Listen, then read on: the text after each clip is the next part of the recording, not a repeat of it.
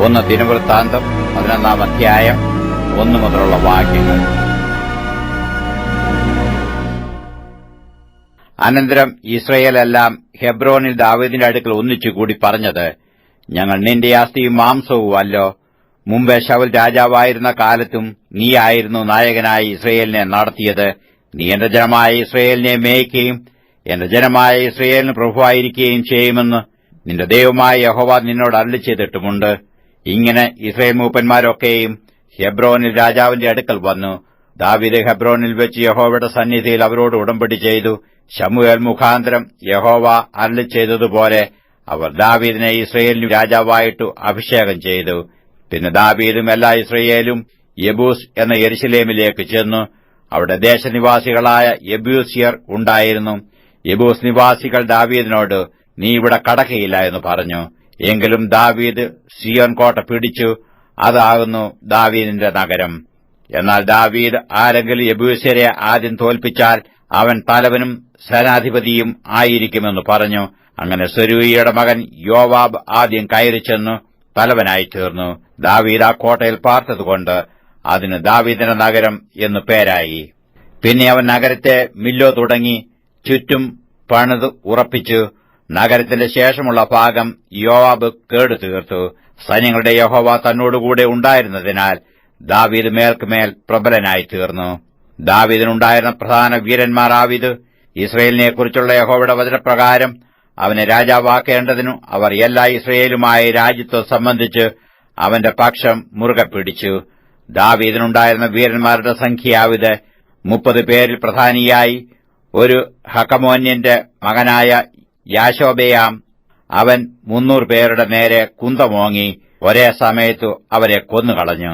അവന്റെ ശേഷം അഹോഹ്യനായ ദോദോവിന്റെ മകൻ എലായാസാർ. അവൻ 3 വീരന്മാരിൽ ഒരുത്തൻ ആയിരുന്നു. ഫെലിസ്ത്യർ പസ്ദമീമിൽ യുദ്ധത്തിനു കൂടിയപ്പോൾ അവൻ അവിടെ ദാവീദിനോടുകൂടെ ഉണ്ടായിരുന്നു.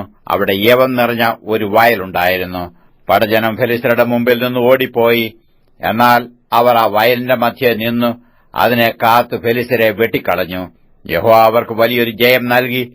ഒരിക്കൽ ഫെലിസ്ത്യരുടെ സൈന്യം രഫയീം താഴ്വരയിൽ പാളയമിറങ്ങിയിരിക്കുമ്പോൾ 30 തലവന്മാരിൽ 3 പേർ പാറയിങ്കൽ അദുല്ലാം ഗുഹയിൽ ദാവീദിന്റെ അടുക്കൽ ചെന്നു.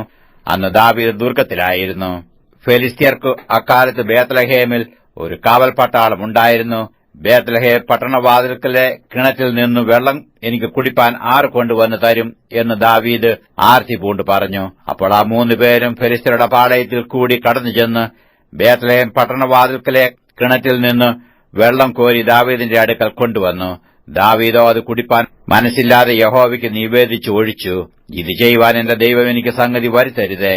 തങ്ങളുടെ പ്രാണനെ ഉപേക്ഷിച്ചല്ലോ അത് കൊണ്ടുവന്നിരിക്കുന്നത് എന്ന് പറഞ്ഞു. അതുകൊണ്ട് അവന് അത് കുടിപ്പാൻ മനസ്സായില്ല. ഇതാകുന്നു ഈ 3 വീരന്മാർ ചെയ്തത്. യോവാബിന്റെ സഹോദരനായ അബീശായി മൂവരിൽ തലവനായിരുന്നു. അവൻ 300 പേരുടെ നേരെ കുന്തമോങ്ങി അവരെ കൊന്നു. അതുകൊണ്ട് അവൻ ആ മൂവരിൽ വെച്ച് കീർത്തി പ്രാപിച്ചു. ഈ മൂവരിൽ 2 പേരെക്കാൾ അധികം മാനം അവൻ പ്രാപിച്ചു അവർക്ക് നായകനായി തീർന്നു. എന്നാൽ അവൻ മറ്റേ മൂവരോളം വരികയില്ല. കബ്സേലിൽ ഒരു പരാക്രമശാലിയുടെ മകനായ യഹോയാദയുടെ മകനായ ബെനായാവും വീര്യപ്രവൃത്തികൾ ചെയ്തു. അവൻ മോവാബിലെ അരിയേലിന്റെ 2 പുത്രന്മാരെ സംഹരിച്ചതല്ലാതെ ഹിമകാലത്ത് ഒരു ഗുഹയിൽ ചെന്ന് ഒരു സിംഹത്തെയും കൊന്നുകളഞ്ഞു. അവൻ 5 മുഴം പൊക്കമുള്ള ദീർഘകായനായൊരു മിസ്രയീമിനെയും സംഹരിച്ചു. ആ മിസ്രയീമിന്റെ കൈയിൽ നെയ്ത്തുകാരന്റെ പടപ്പുതടി പോലെ ഒരു കുന്തമുണ്ടായിരുന്നു. ഇവനോ ഒരു വടിയും കൊണ്ട് അവന്റെ അടുക്കൽ ചെന്നു മിസ്രയീമിന്റെ കൈയിൽ നിന്ന് കുന്തം പിടിച്ചു പറിച്ച് കുന്തം കൊണ്ട് അവനെ കൊന്നുകളഞ്ഞു. ഇവ യഹോയാദയുടെ മകനായ ബെനായാവ് ചെയ്തു. 3 വീരന്മാരിൽ വെച്ച് കീർത്തി പ്രാപിച്ചു. അവൻ 30 പേരിലും മാനമേറിയവനായിരുന്നു. എങ്കിലും മറ്റേ മൂവരോളം വരികയില്ല. ദാവീദ് അവനെ അകമ്പടി നായകനാക്കി.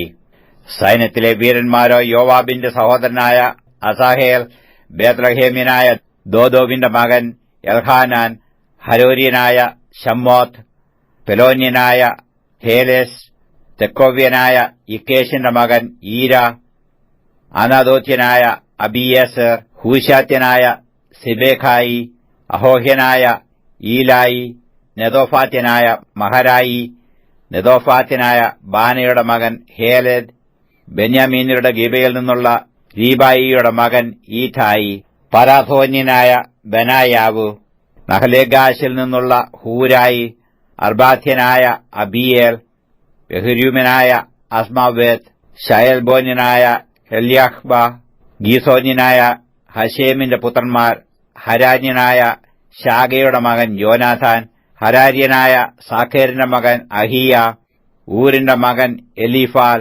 മെഖേരാത്യനായ ഹേഫർ, പെലോന്യനായ അഹിയാവ്, കർമ്മേല്യനായ ഹെസ്രോ, എബ്സായിയുടെ മകൻ നയരായി, നാഥാന്റെ സഹോദരൻ യോവേൽ, ഹഗ്രിയുടെ മകൻ മിഗ്ഭാർ, അമ്മോന്യനായ സേലക്, സെരൂയിയുടെ മകനായ യോവാബിന്റെ ആയുധവാഹകനായ ബെരോത്യൻ നഹ്രായി, ഇത്രിയനായ ഈര, ഇത്രിയനായ ഗാരേബ്, ഹിത്യനായ ഊരിയാവ്, അഹ്ലായിയുടെ മകൻ സാബാദ്, രൂബേന്യരുടെ സേനാപതിയും 30 പേർ അകമ്പടിയുമുള്ളവനുമായി രൂബേന്യനായ ശീസയുടെ മകൻ അദീന, മയഖയുടെ മകൻ ഹാനാൻ, മിഥ്യനായ യോശാഫാത്ത്, അസ്താരാത്യനായ ഉസിയാവ്, അരോവേര്യനായ ഹാഥാമിന്റെ പുത്രന്മാരായ ശാമ, യെയീയേൽ, ഷിമ്രിയുടെ മകനായ യെദിയേൽ, തീസ്യനായി അവന്റെ സഹോദരനായ യോഹ, മഹവ്യനായ എലിയേൽ,